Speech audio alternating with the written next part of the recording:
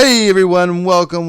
This is Professor J coming to you from Sideskate Gaming. Thanks for stopping by and checking out this Car Mechanic Simulator 2018 video where we're going to be taking a look at the Mazda RX-7. And right away, the creator of this car, before I lose my mind, is Gollywog, a very popular guy in the community. Always coming out with tons of creations, tons of cars, so you can always go check him out. And in front of us, we actually have two variations of this car, one with the rotary engine and another one with a V8, which makes things a little interesting as we're going to dig deeper into this V8 car right here we're looking at in front of us. The rotary engine one is just tons of fun for us that like working with the rotary engines, right?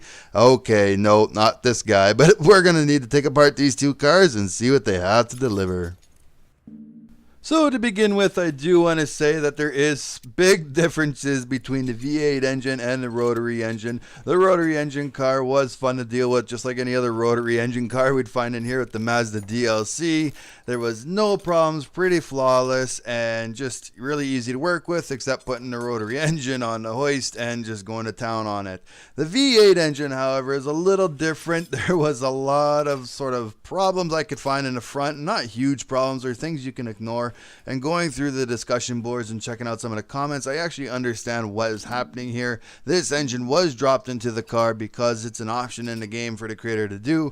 And as well, you know, when you have the rotary engine that we have, you're only looking at about 149 horsepower, I do believe. And we're dealing with an RX-7 here. We want something a little faster, a little better. So some of the speed freaks and horsepower freaks out there, I can understand why we dropped the V8 in there, trying to get a little bit more power and have a little bit more fun with this car. So I'm going to leave the rotary engine one alone because I really liked it. I didn't find anything wrong. It was perfect. It's almost like working on a Miata. Other than that, the V8, I do want to show a few things that I'd seen, especially in the front end, that might turn someone off from this car. But in the end, I do want to say it's actually really worth it and a lot of fun to work with. So right away, let's just check out this V8 engine.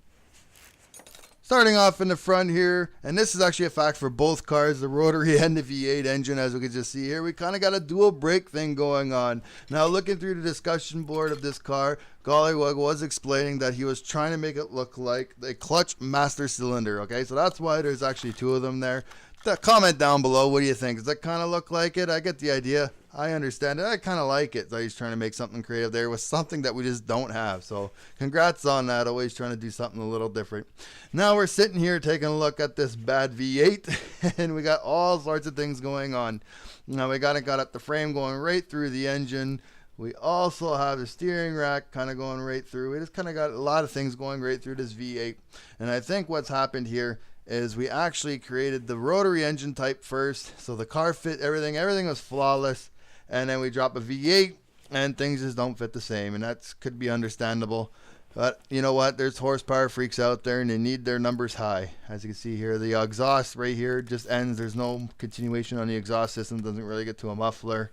The rotary engine goes all the way back for the exhaust. It's flawless. That car was really fun to work with, actually, besides it being a rotary engine. And as you can see here, we're just looking at the drive shaft. Doesn't quite connect to the back axle after you add on the transmission. None of this kind of stuff was the case for the other version of the car. So it's all about the V8. And you know what? It's all you horsepower freaks out there. You probably did this. But you know what? You get what you get. And, you know, this car in the end did sell for a lot more. So I can't really complain. You know, still a lot of fun working on a V8 supercharged engine. So there's never any problems there. As we're just adding in the alternator here. And as you can see, it's just hitting all sorts of things. So don't complain. Kind of got to look past the flaws here when you are dealing with the V8 engine, because there are going to be some, and I'm pretty sure that this car was made first with the rotary, and then trying to drop this huge engine in was just a little bit of a, consequence. But it's still good in the end.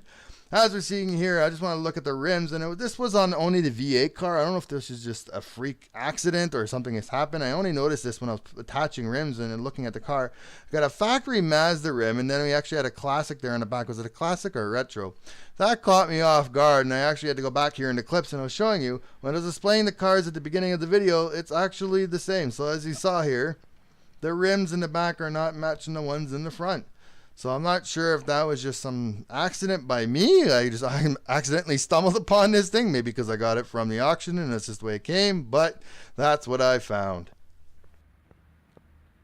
So here we are with two finished products, the one with the rotary and one with the V8. And right first off, we're taking a look at the rotary cars. There is a little bit of differences into them, but the first thing I do want to say is this car looks amazing, fantastic, A+, Gollywog, you did really great. Looks like an RX-7 to me, and I think it looks fantastic. So comment down below if you think this car's design is pretty spot on. If anyone's familiar with the RX-7, maybe you just got to Google a picture or something, but I think it looks great. Gollywog, it looks great. So that's the A+ for me. It's just the design looks fantastic, and it always amazes me with creators is how well they actually design these cars to make a spot on. I gotta try this one day and see how easy or hard this is, because I can only imagine that it's not the easiest thing in the world. As we're just gonna take a quick look at the sell price, and it really doesn't get you too much money for the rotary engine, as we did buy it for just over 46,000, and we're only getting 59 and change in return. But you know what, not too much went into repairs, so I can't complain there. Still making profit. And now we're just going to take a quick look at the V8. And I did fix the rim problem, as I did turn them both into factory. But this car just looks amazing. Now the other thing I did find, and I'm not too sure if that has anything to do with the engine, is that got the back tire here, comes out the wheel well a little bit. I'm not sure why.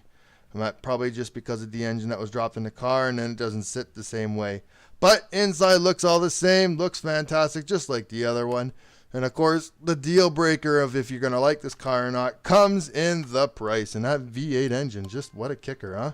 We bought this car for just over $80,000, and now we're flipping it for $149,000, so just under $150,000.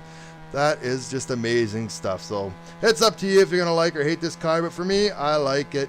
No additional parts though, it just comes as you see, as you get. And as you can tell here, I'm about to do a quick little wipe up for you guys as we get to the ending of our video. And I do want to say first credit to Gollywog. Great car. Keep on doing the work that you do. I really enjoy having your mods in my game, and I'm sure everyone out there enjoys having them too. Other than that, I do give this car a bit of a thumbs up, but it's up to you. I think there might be a few finicky people out there might not enjoy that V8, but then if you find it, don't buy it. Just stick with the rotary engine and have fun with rotaries. Other than that, I gotta leave on this note. This is Professor J saying, hey, thanks for coming to the channel and checking out the video, hanging out, and discussing this car. Hope everyone has a fantastic time. Till the next time, signing off from Sideskate Gaming, Professor J. Have a good time, everybody. Take care.